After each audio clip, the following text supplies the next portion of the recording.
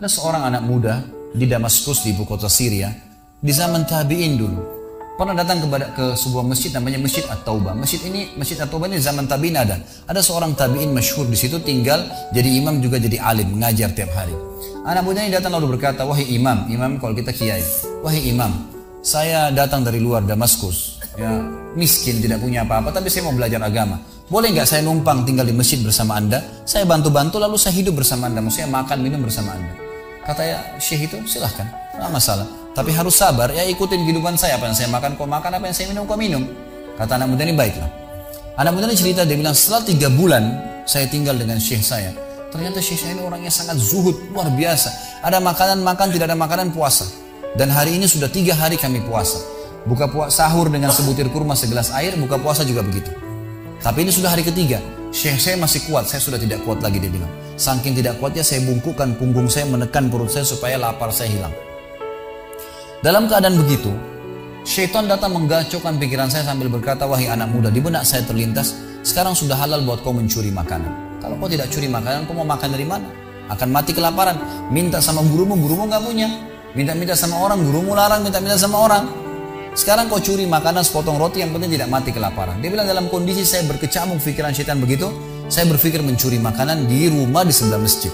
Zaman dulu teman-teman sekalian, dinding masjid tidak seperti kita sekarang ada tembok. Jadi zaman dulu itu bisa dari tanah liat, atau kalau mau kuat, batang kurma ditebang atasnya, ditebang akarnya, ditancapin, lalu didempet-dempetin. Jadi dinding yang kuat. Dan rumah orang sama masjid berdempetan dindingnya. Dia naiklah dinding masjid, dari belakang masjid dia naik mau mencuri makanan. Di rumah yang pertama dia mau masuk mencuri di sebelah masjid, itu dia lihat ada 3 perempuan yang tidak tutup auratnya, lagi nunun kulit domba. Dia alihkan pandangannya karena dia tahu yang bukan mahramnya haram untuk melihatnya. Dan itu bukan tujuannya, dia ingin cari makanan. Dia pindah ke rumah kedua. Waktu dia pindah ke rumah kedua, dia lihat dari atas rumah karena pakai pelapa-pelapa kurma, jadi kelihatan nggak ada orang, tapi ada bau masakan. Karena laparnya dia turun ke dalam, dia masuk ke dapur, ditemukan ada panci yang lagi dipakai masak dengan kayu bakar. Di dalamnya ada, waktu dia buka, air yang sedang direbus 2 buah terong yang sudah matang. Karena lapar sekali, diambil sama dia terong 1 lalu digigit. Sementara dia punya, teman-teman sekalian, dia bilang, dia ceritakan dirinya, waktu saya sebentar punya dan sangat lapar, saya sudah buru-buru ingin menelannya, tapi tiba-tiba muncul ketakwaan saya pada Allah, muncul ketakutan saya pada Allah, kepatuhan saya sama Allah. Lalu saya berkata dengan diri saya, subhanallah, syaitan berhasil membuat saya melakukan 3 dosa sekaligus. Yang pertama, masuk rumah orang tanpa izin, dosa. Yang kedua, mencuri, mengambil terong itu. Dan yang ketiga, saya sedang memakan makanan yang haram. 3 dosa sekaligus. Maka dia bilang, tidak mungkin Allah membuat saya mati kelaparan karena meninggalkan yang haram. Karena Nabi Muhammad SAW sudah bersabda, "Man taraka sya'ni la abdalahu khairan min." Siapa yang meninggalkan sesuatu karena Allah, Allah akan gantikan yang lebih baik darinya. Lalu saya lempar gumpalan makanan terong itu ke lantai dapur tersebut, lalu saya kembali ke masjid. Dan masih ada pengajian, saya tidak bisa tangkap apa yang sedang dibahas karena laparnya. Waktu bubar pengajian, dia bilang, guru saya duduk di kursinya, saya pun duduk di tiang salah satu yang masjid. Ada satu orang tua di belakang masjid. Lalu masuklah seorang wanita dari pintu masjid bercadar, berbicara dengan guru saya sambil guru saya menundukkan pandangannya. Setelah itu guru saya mengangkat kepalanya lalu melihat ke arah saya dan memanggil, "Kesinilah muridku." Datanglah saya, kata anak muda ini. Lalu ditanya oleh guru saya, "Apa kau sudah menikah?" Dijawab oleh muridnya, "Belum." Lalu ditanya 2 kali, "Apa kau ingin menikah?" Dia tidak jawab. "Apa kau ingin menikah?" Tidak jawab. Sampai 3 kali, "Apa kau ingin menikah?" Dia tidak jawab. Lalu kata anak muda ini, "Wahai imam, wahai syekh, ya guru saya setelah Allah subhanahu wa ta'ala, hidup saya bergantung pada anda. Apa yang anda makan, saya makan. Apa yang anda minum, saya minum. Sekarang sudah 3 hari kita punya makanan dan minuman, puasa. Dan saya sangat lapar. Kalau saya nikah, saya mau beri makan dari mana istri saya?" Lalu kata syekhnya, "Ini perempuan di sebelah saya yang bercadar baru selesai masa iddah meninggal suaminya, 4 bulan 10 hari.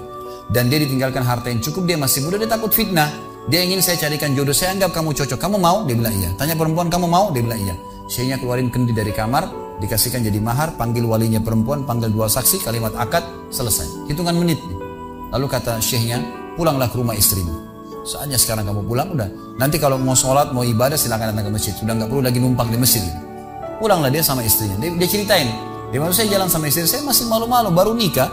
Dan ini kan memang hitungan menit nih. Ya, dia baru tadi kelaparan, tiba-tiba sekarang sudah nikah gitu." Dia bilang, saya jalan, keluar dari masjid, lewat di rumah pertama yang dia tadi manjat mau mencuri, dilewatin sama istrinya. Begitu masuk, tiba di depan pintu rumah kedua yang dia manjat, gitu kan, istrinya berhenti, buka pintu rumah lalu berkata, "Masuklah suamiku, ini rumah kita." Rumah yang tadi dia mencuri nih. Maka dia pun bilang, saya masuk ke ruang tamu, saya melihat di atas, ini benar rumah tadi yang saya masuk mencuri. Istrinya bilang, wahai suamiku, tadi saya dengar Anda sudah 3 hari nggak makan. Mau makan? Dia bilang, iya. Istrinya masuk ke dapur, ditemukan apa? Panci terbuka, terong yang sudah digigit. Ini kisah nyata nih. Tiba-tiba perempuan ini bilang, siapa yang makan terong saya? Spontan, teriak gitu kan. Pada saat dia teriak, maka si laki-laki ini mengucapkan kalimat begini. Ini dari saksi bahasan kita. Dia mengatakan, kesinilah istriku. Demi Allah begini ceritanya.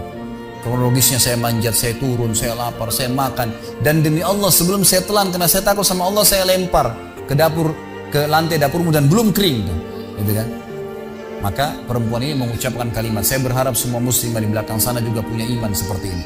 Kata para ulama, ucapan wanita ini perlu diukir dengan ukiran emas, karena menandakan iman yang luar biasa. Kata dia, wahai suamiku, engkau meninggalkan segumpal makanan haram. Allah jadikan makanan itu, pancinya, rumahnya, pemilik rumahnya jadi milikmu sekarang. Allah bukan hanya hilangkan laparnya, makanannya dikasih, pancinya, rumahnya, pemilik rumahnya sekarang jadi milik dia. Orang yang bertakwa kepada Allah diberikan jalan keluar, teman-teman sekalian. Jadi bertakwalah sama Allah, hanya patuh dan tunduk kepadanya. Semua yang baik di mata Allah, semua yang buruk juga di mata Allah SWT. Dan jangan pedulikan urusan dunia ini, jalankan sesuai dengan apa yang Allah SWT inginkan. Allahu a'lam.